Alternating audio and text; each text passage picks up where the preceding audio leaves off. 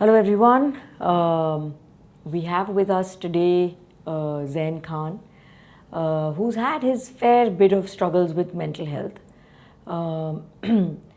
He's a suicide survivor, and I'm very happy to have a candid conversation with him. Would love to know more about, about your mental health struggles. What is it that took you to the brink? You attempted it. What do you feel about it? And just have a free-flowing conversation. So, Zen, I know you're good to talk about it. So, do you think that something like mental health is something you've been struggling with since a while, or it's something that's just come about? Well, that's a very interesting question and a very important question because the answer isn't as simple as that. So we use the term neurodiversity a lot. You're familiar with it. I'm familiar with it. But for anyone who isn't, it's a scientific school of thought which believes that mental health disorders, alternative ways of thinking from the norm, are neurodivergent traits that came into our genome organically, naturally, by natural selection, and and in that sense, the mental health paradigm and the mental health problem is more about us not being able to accept the deviations rather than the deviations themselves being a problem. I'll take the example of autism here. Autism on the human genome apparently first started to appear about 10,000 years back, which is when we started farming after the last ice age. The reasons for that, people on the autism spectrum usually have a far better visual memory, and that gave them an edge when it came to farming. They'd see the clouds and be like, when it's this kind of weather, I know 3 days later it's going to rain. Everybody else would call them a fool. They'd be the only ones with a great yield that year. So people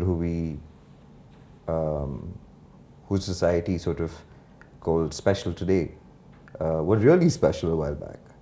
And as with all neurological traits, and I very strongly believe with neurodiversity as the logical explanation that we need to adopt to really understand various ways of thinking.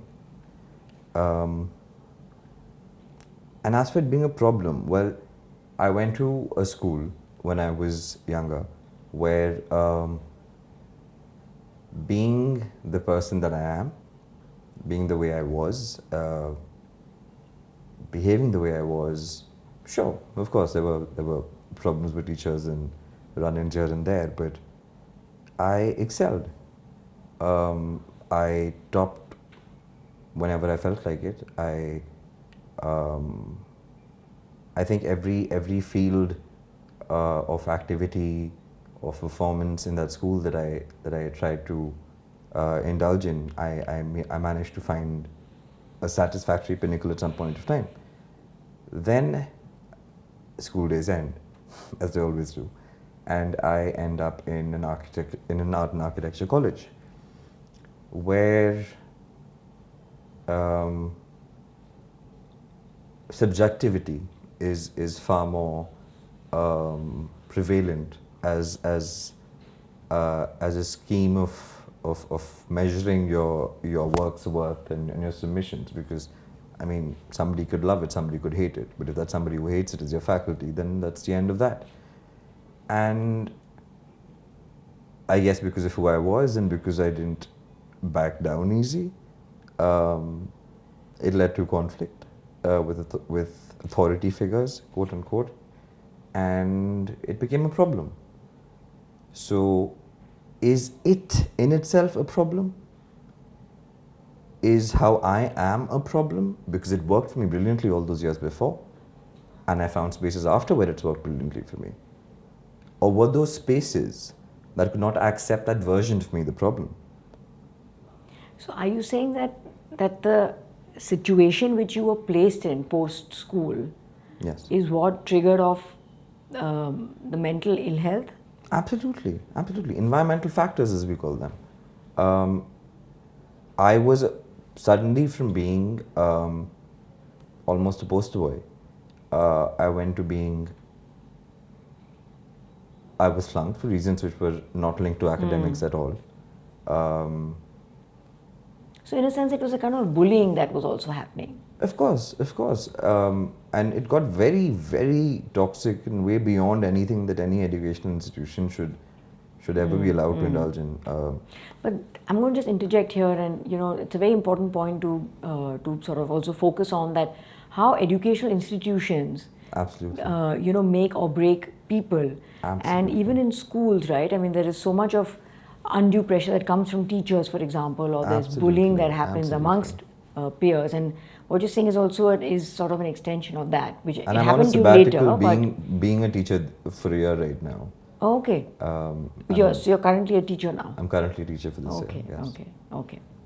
So coming back to that, so I mean, obviously, I would imagine that for anybody, even attempting or suicidal ideation and then attempting it is in a sense the last straw, really. Absolutely. So what is it that took you to there? In the sense, I mean, was Right. it sort of a overnight decision or something that you Oh no, planned, or it took me years to get to that point, and even when I got to that point, it took years more. I tell myself, okay, 6 months more. I'll give myself another 3 months. I'll give myself another week. Okay, let's wait till next weekend. Just one more week. Something will come up. But I don't think anybody could really gauge the damage that that life had inflicted, circumstances had inflicted. And that's all that it actually was. I realize that now as I heal, that going to an educational institution and being targeted and flunked broke my faith. right? Like when you do everything right, when you play by the book, and you get targeted and pulled down and dragged through the mud and your life and your future destroyed as a result of it, what do you have left to believe in? And that's where I was. But I decided, and was advised to by a dear mentor of mine who's also an educationalist, to finish that course. And he made me promise that I would. And I stuck it out. I kept getting flunked. I even had teachers who'd come in and say, like I'll relate this one instance which actually stays with me as an example of how convoluted things can become. There was a visiting faculty, an architect in the field, in the profession. I was studying in the NCR back then, and so he was a well-established and accomplished architect who was coming in to judge one of our. We had these open juries where you put your designs on the table and you shut the door and they go in and they'll go and take a look at everything. And when the marks were put up on the door that evening, I remember I had a 7 on 100. And I was like, okay, like, I think even putting 4 walls up and a roof shouldn't get me a 7 on 100. And the next person was at a 38 or something. So you were just being targeted, And really. yes, absolutely. And openly, unabashedly. This is a battle I fought with the Council of Architecture. I even filed for degree recognition of the college. But at that point of time, you're too young to even know what all of this is. But if it was obviously getting so bad, did you Yeah. not think of? I mean, you must have, right? Sort of either leaving college, you must have attempted, or you must have tried all of that. Right. So once again, it was a mix of a number of situations. Like for example, in this case here, that the example that I was just taking in that jury, so we have critiques in design college after the marks are put up, where you can sit with the jurors and ask about your design. And this person's never met me, I've never met him. And my designs are put on the table, and of course a very curious group of classmates gathers around. And he just takes a pencil and writes the word perfect across it. And I just stared at him like, what do you mean by perfect, sir?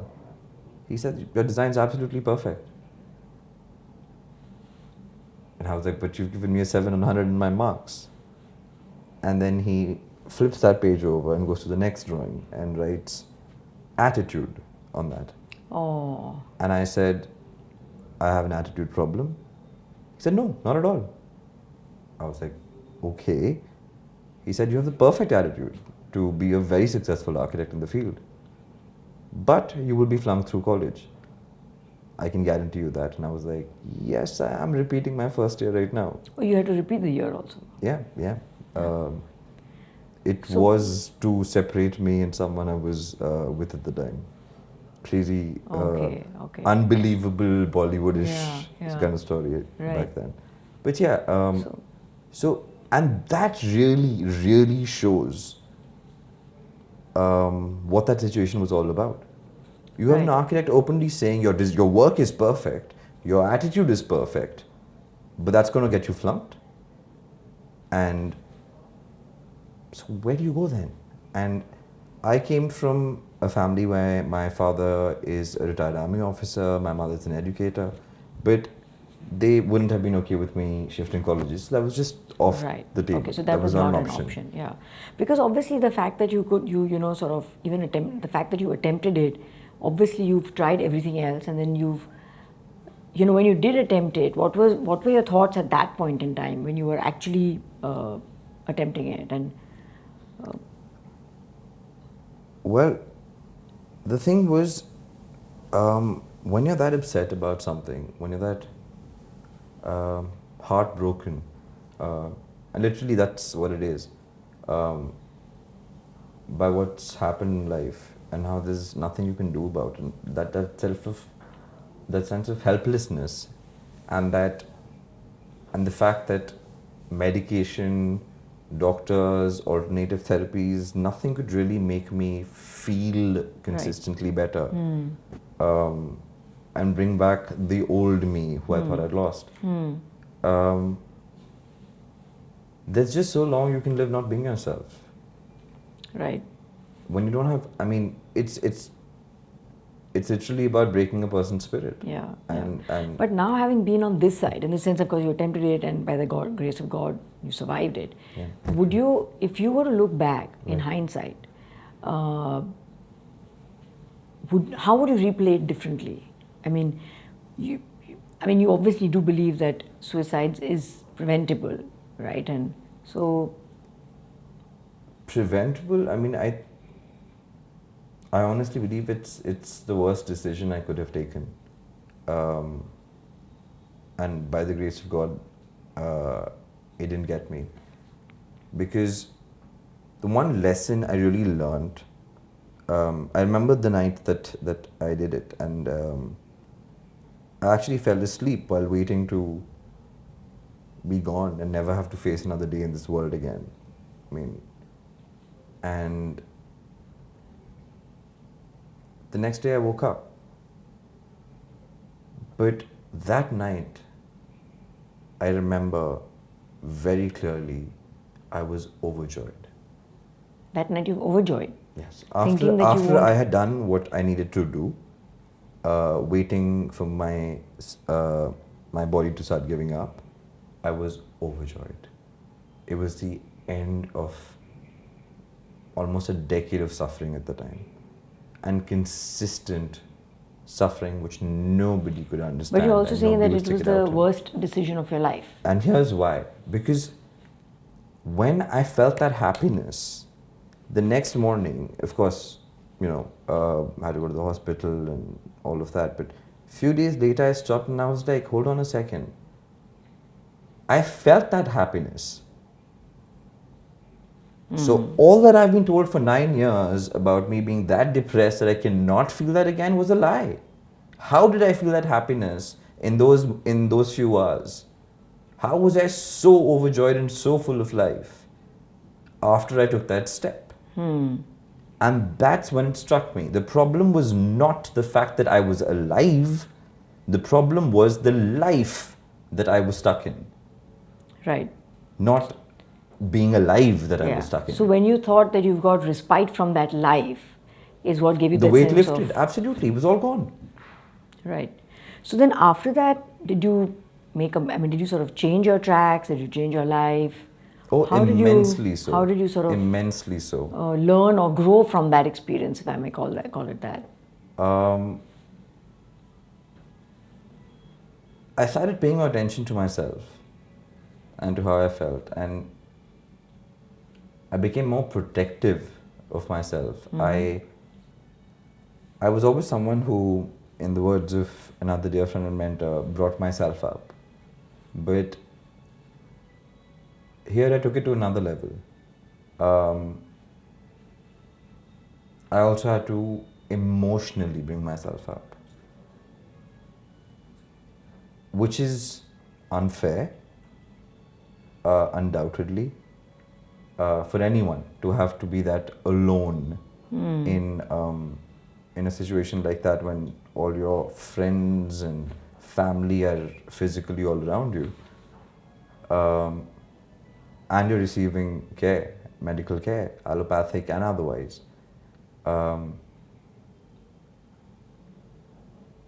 But I decided back then that nothing is going to take me there again. That it was just a dark place I went to, and it taught me that the opposite end of the spectrum is as real a possibility in my life. I could live feeling that bliss, Right. and not that bliss being the exceptional moment in my life. Right. I finished college. I had ideas in education and the development sector that I took to people. One was my thesis, which I was flunked in for college, and then I actually sent it to people in the sector.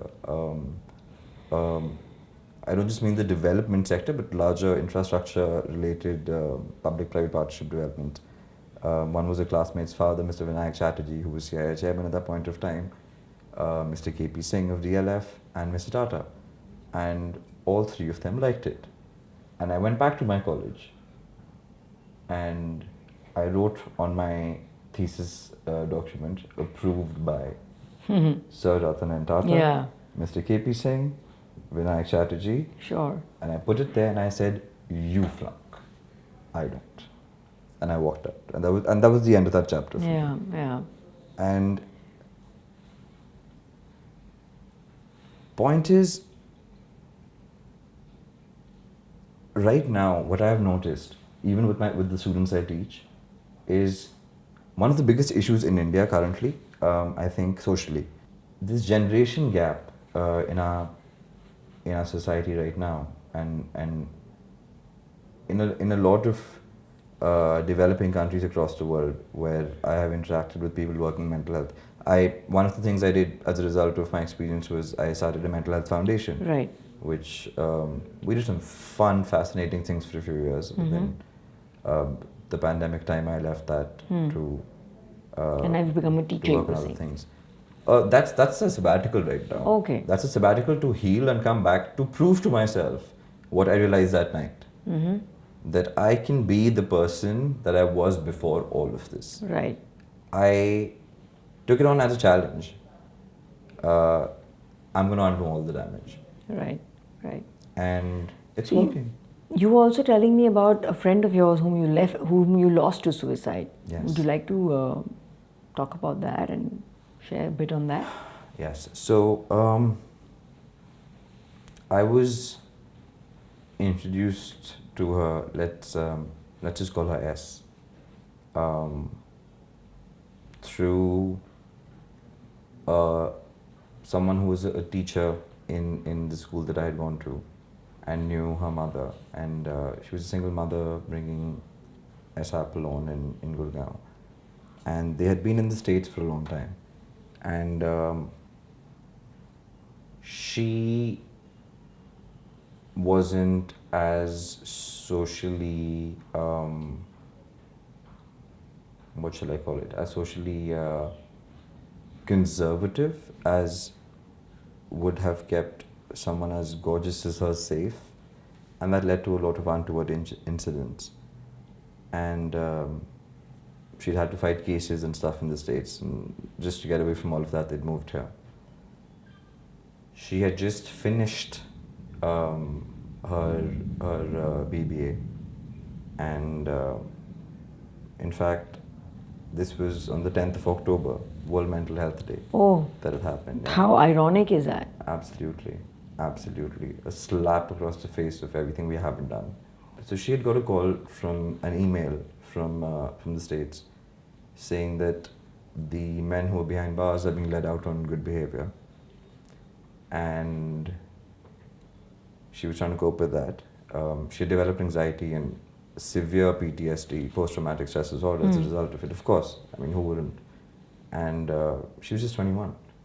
And so I became the safe man in her life, you know, the elder brother who she could kick around and bully around and call at 8 in the morning and say, I want fried chicken, I don't want to have this shitty breakfast at home.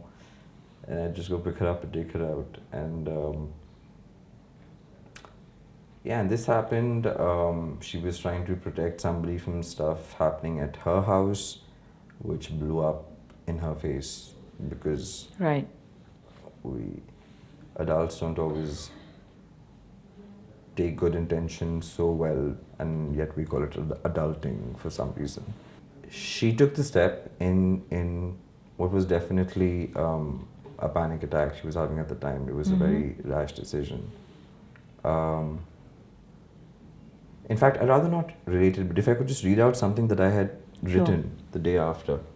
I just wrote it as a letter to her.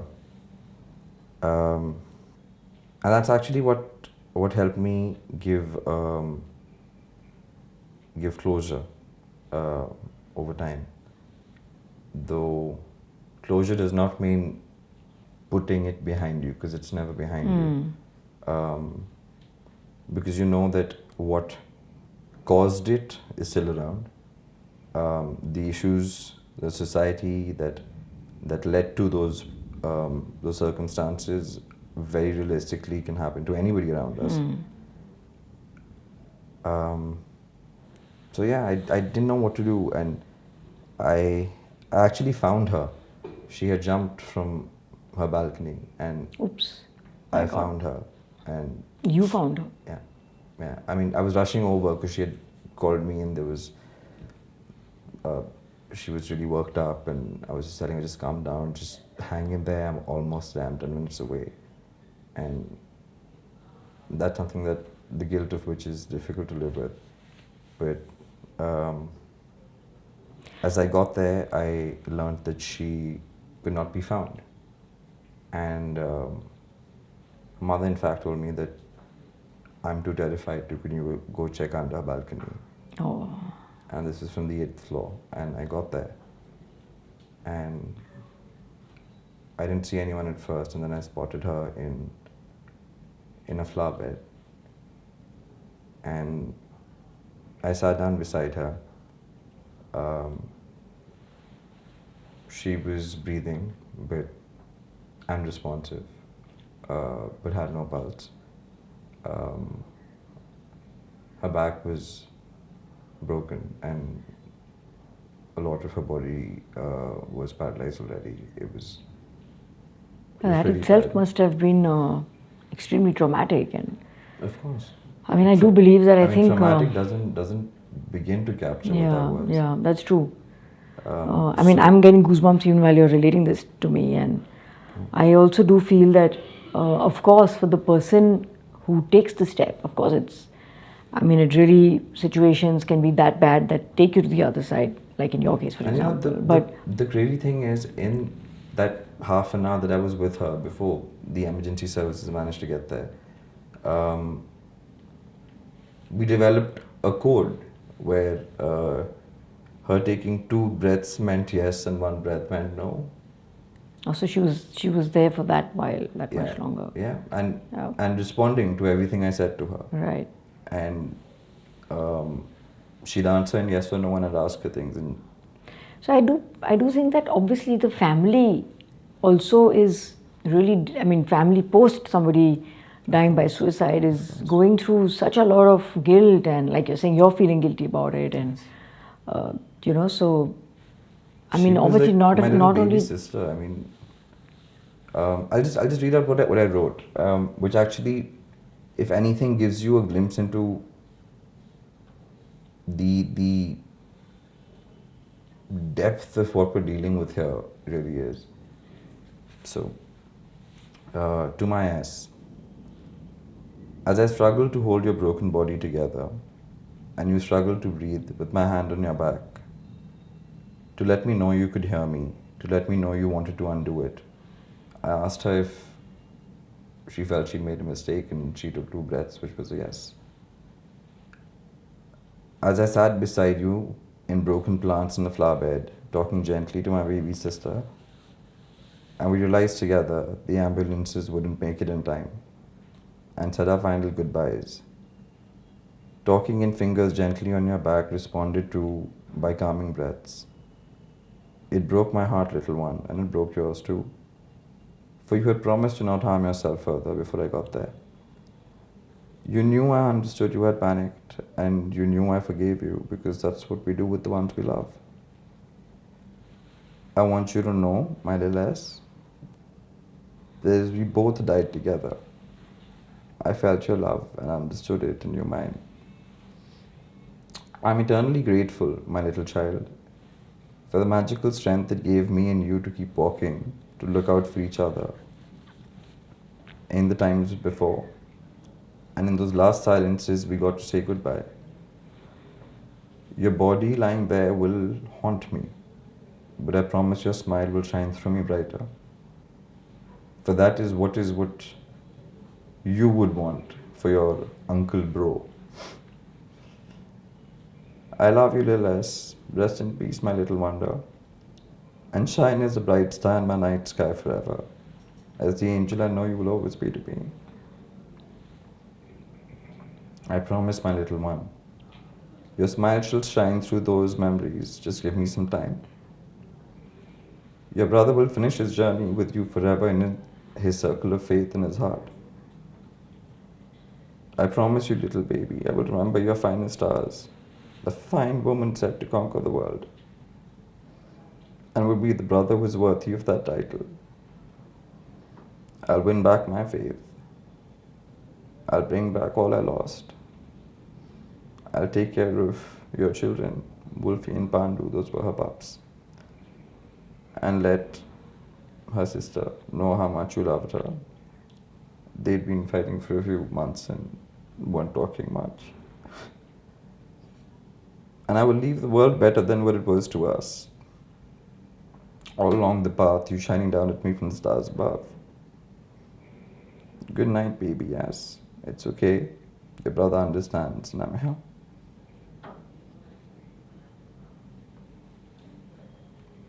And a question that somebody asked me a few days back from your office stayed with me. Why are you doing this? It's the answer. I don't want that to happen to others. I'm teaching kids her age, almost her age. I don't want those kids to go out into the world and fall when there's so much more out there. Just because someone or something which had power over them tied them into being somebody that they weren't meant to be. Yeah, I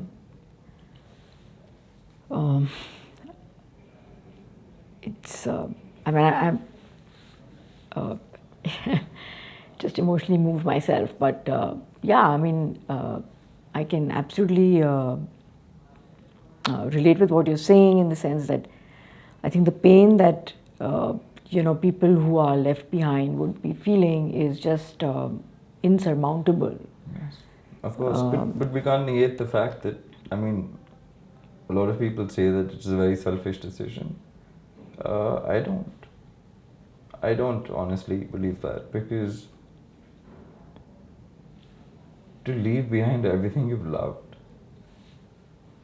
is not easy. Yeah. And what a lot of people in dealing with their grief called selfish don't realize is that you're also choosing to stop being a burden on those around you somehow. So do you feel that, I think that it's, everybody has that innate need of want to be loved. Of course, Love and connection are primary human needs. And to know that you're making a difference to somebody else's life, that your absence is going to make a difference. A lot of times we know that the presence makes a difference, but I very often ask and I wonder that, is my absence going to make a difference to you? Yeah. And I think if we are able to convey that to people, I think that can be a life-changing thought at that point in time, right? So, maybe... Of course, but also we need to just wake up and be more emotionally aware. I think we very honestly are an emotionally broken, handicapped society and culture. I mean, would this be anywhere but in a place designated, in a space designated for us to talk about mental health? I'd be a freak for having shared this with you. That's problematic. But do you think so still, in the sense that, do you feel that the stigma has not at all, has the needle moved not even a few centimeters? Maybe in a few pockets where people have interacted with change makers like you and me who have seen through it and try to pass that message on. But it's a drop in the ocean, frankly.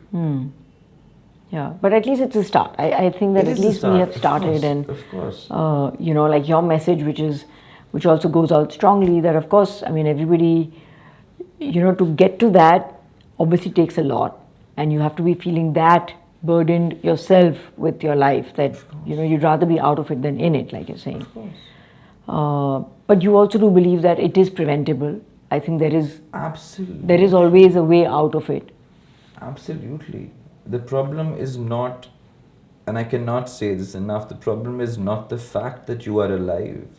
For anybody out there who has suicidal thoughts, who's thought about it, who's considered it, who's moved towards it, your life is the problem, not the fact that you're alive.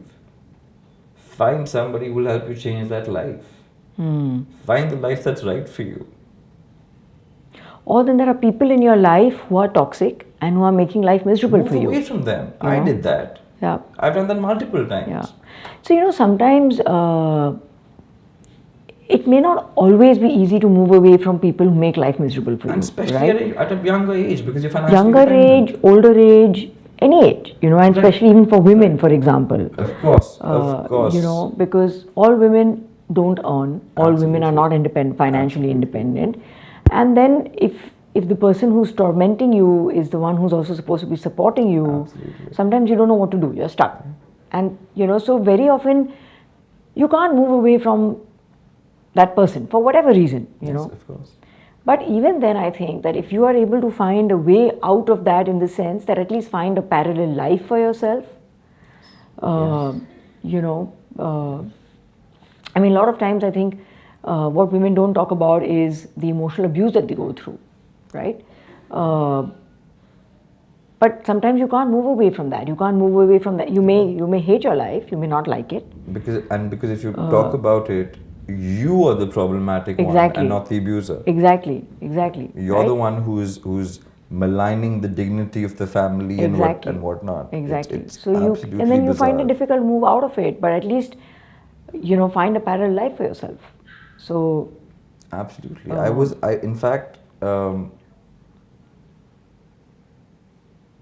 I have a lot of dear friends in similar situations, and it's really weird because you don't walk away from a friend. but everybody else does because she's a married woman.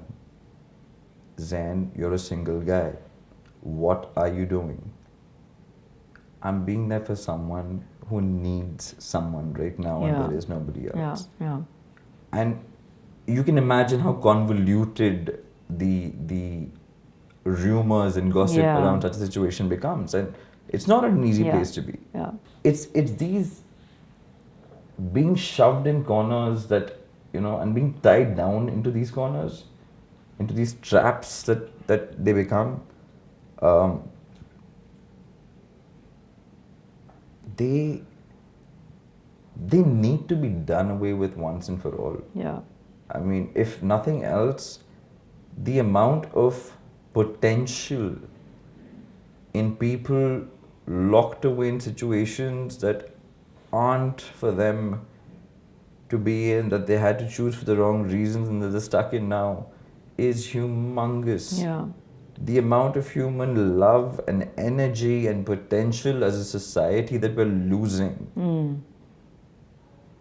And by women, with children, with people in the wrong jobs, Yeah. is Yeah, just phenomenal. You want to talk productivity? Let's talk numbers. Let's talk economics. Let's talk facts. yeah, yeah.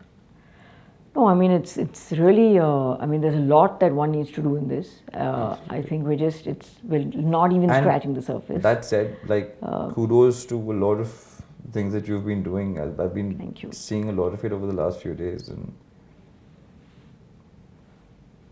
but we're such a small number. Yeah, we are. That's true. But when like people like yourself, and when we are willing to have conversations around it, I really believe that that's the time, and that's the way we can really, move forward in not only breaking the myth, but also letting people know out there that I of think course the myth life can actually get starts difficult. a lot below it coming to a mental health problem. Yeah. The myth starts with being upset is bad, being sad is bad. Yeah. That's where emotional escapism starts from. That's where the bottling up starts from. That's where becoming isolated starts from. Yeah. So there's a lot of work that needs to be done, right at the school levels as Absolutely. well. So, yeah. I mean, that's what I mean by we are an emotionally handicapped society. We do not know how to deal with half of our emotional spectrum. Yeah. Yeah. We are just chasing good feelings. And I mean, if I'm upset, it's a powerful emotion which is an homage to something that matters to me. Yeah. Learn to experience those feelings. The good and the bad will always come together. That's true. The yin and the yang. Absolutely. And once you take the taboo of sad emotions, they're as rich and as beautiful in what they stand for and what they imply as the good. Yeah. No, absolutely, absolutely, Jez. That's really well said. And I think on that note, I'd really like to thank you for making the effort and for sharing your story and your experiences. I think, Of course. I do think that even if it is able to change one person's life, I think it's, kudos to you for that and for making that attempt. And Well, with what you're doing, it's going to change a lot more. So, yeah, let's hope so. And together, there's lots that we can do. absolutely. Thank you. Thank you so much. Thank you so much for having me here. Thank you.